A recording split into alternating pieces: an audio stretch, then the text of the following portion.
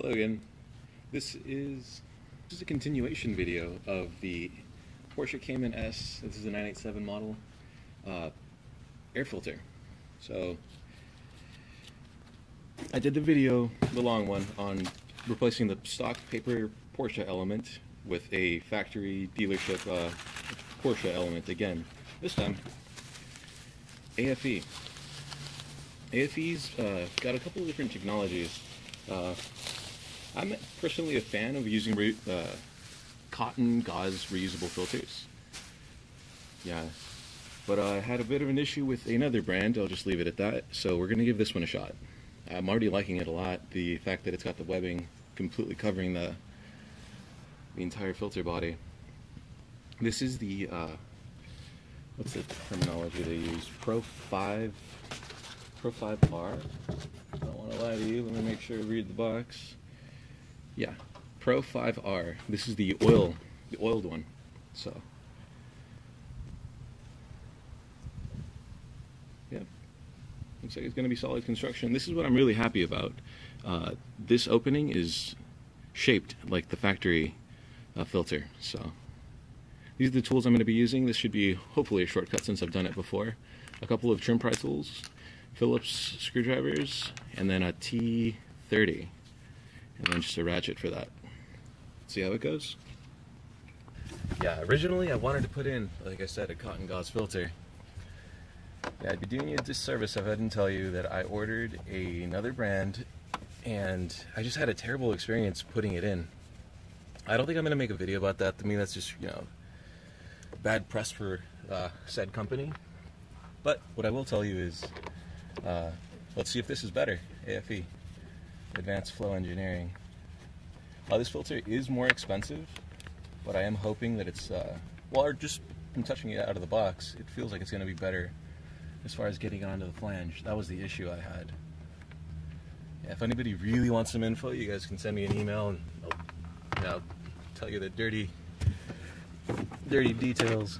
But, so, just like the other video, I'm going to go a little quick, don't have to go through as much. If you need some more info, watch the stock element video. So take your Phillips. Yeah, this filter is perfectly clean, so I'm most likely going to just box it up and keep it. So in the event that the washable AFE, let's keep that separate. The washable AFE gets dirty and I need to use the car right away, so it won't be down for 24 hours, 6 hours.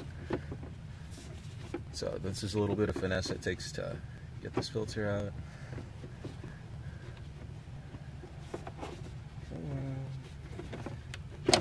I did modify this airbox. Here there's I cut off a little bit of the tab. Also, that's in that paper element video. So,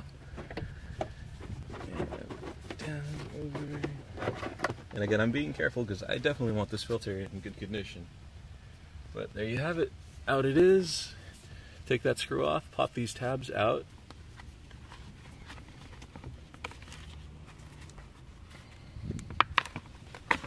Alright. Out it is. Okay, so if you intend to use the paper filter, again, remember the screw that you took off? Just put it back in there. It doesn't match up with AFE. Looky here. Instruction little page. It's mostly on cleaning. I already took a look at it. The thing you do need to pull out of here is the included screw. It's just to attach this frame here to the filter. So like I said, I don't see any symmetry issues here. Wait, let's be super anal about this. There's this thing. Would that interfere with the installation? I'd rather be scratching this side. Well, it scratches here. This really doesn't make a difference. But let's put it in this way. Alright, so that's how I'm choosing to put it in. Frame, and then this seam here in the mesh.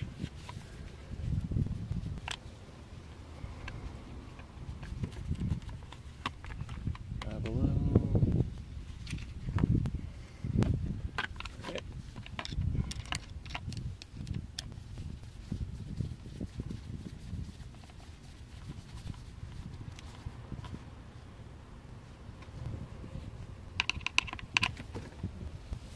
Make sure it's snug. Yeah, there's no tabs or anything on this, so it's just the screw holding it down, so I'm going to make sure it's decently tight. Now that this is attached, come over. Remember, the only orientation you have to worry about is this speed nut has to face up, so, and then this frame corner has to face down.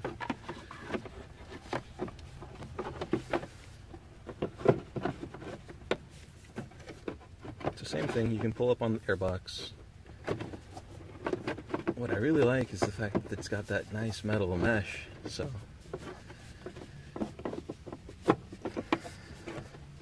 And if you ever have to apply pressure like that, I applied pressure here to the rubber rim, because it'll obviously flex, and it's less delicate than the thin material on the inside. Alright, first little issue, let's get this.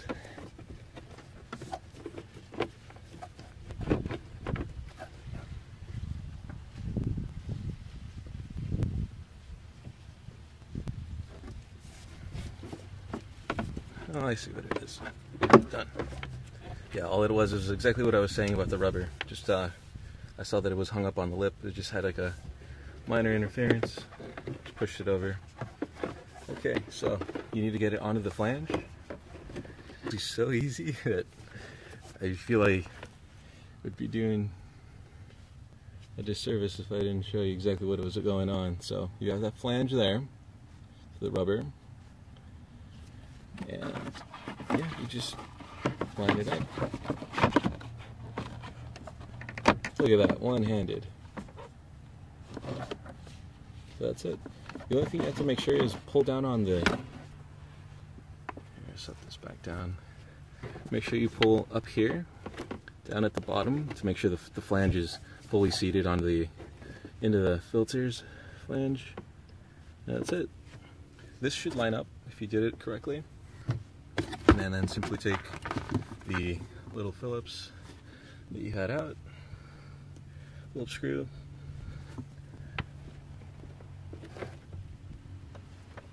and back in it goes.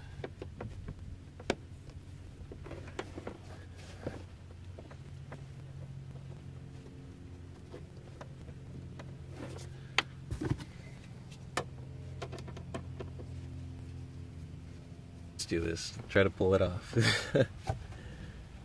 Like I said, this is honestly way easier than the other filter I had an issue with. So now that the filter is, the frame is screwed in with the Phillips screw, that's really all you do. Just give it a wiggle test. Yeah, make sure it's still seated. It seems a little loose, hold on.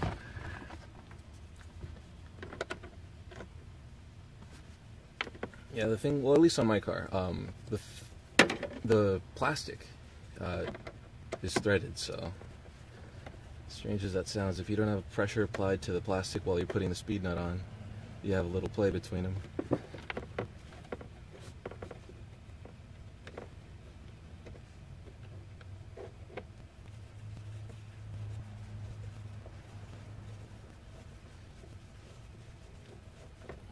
There we go, much better. Alright. Cool. This is me just being paranoid. Make sure it's on. Close the box back up. Screws on tight. Give it a wiggle. Make sure it's seated. Like I said, I'm going fast. If you guys want details, it was in the other video. But the installation is exactly the same. This filter is a nice factory-like fit, so. Down, tabs gripped. Cool.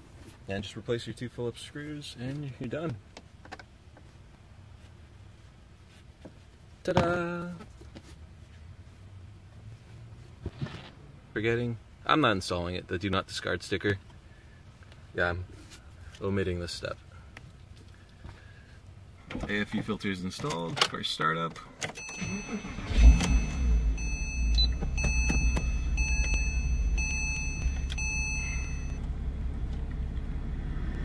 Really? really the only thing I'm looking for is the possible check engine light.